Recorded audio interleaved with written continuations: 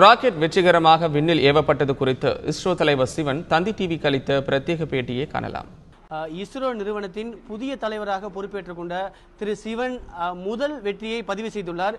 GSAT-6A என்ற புதிய செயற்கைக்கோளை விண்ணில் ஏவி முதல் வெற்றியை பதிவு செய்துள்ளார். அவர் நம்மிடம் இருக்கார். அவரும் கூடுதலாக சில கேள்வி கேட்போம். சார், நீங்க முதல் வெற்றியை உங்க தலைமை பொறுப்புக்கு வந்ததுக்கு அப்புறம் பதிவு செஞ்சிருக்கீங்க. உங்களோட மன மகிழ்ச்சி எப்படி இருக்குது? விண்காணிகள்கிட்ட நீங்க என்ன மாதிரியான பகிர்ந்துக்கிட்டீங்க?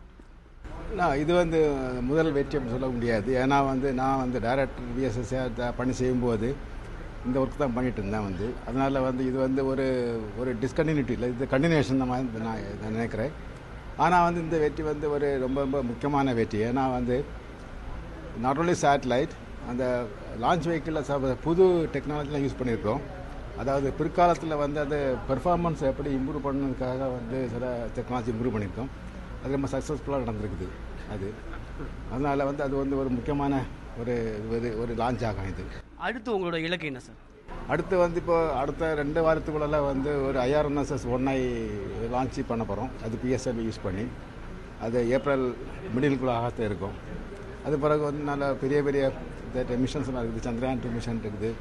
அது மாதிரி GSAT-11ங்கிற ஒரு ஹை பவர் சேட்டலைட் இருக்குது.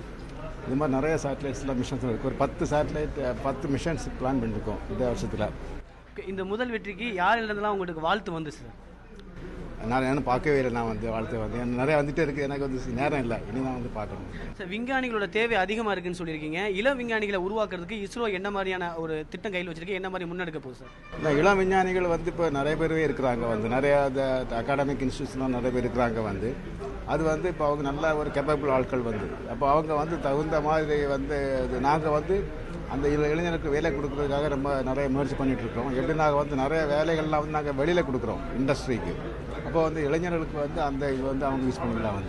தந்தி டிவி சார்பாக உங்களுக்கு வாழ்த்துக்கள் சார். ஸ்ரீஹரிகோட்டாவிலிருந்து ஒளிப்பதிவாளர் நெப்போலியனுடன் ராமச்சந்திரன்.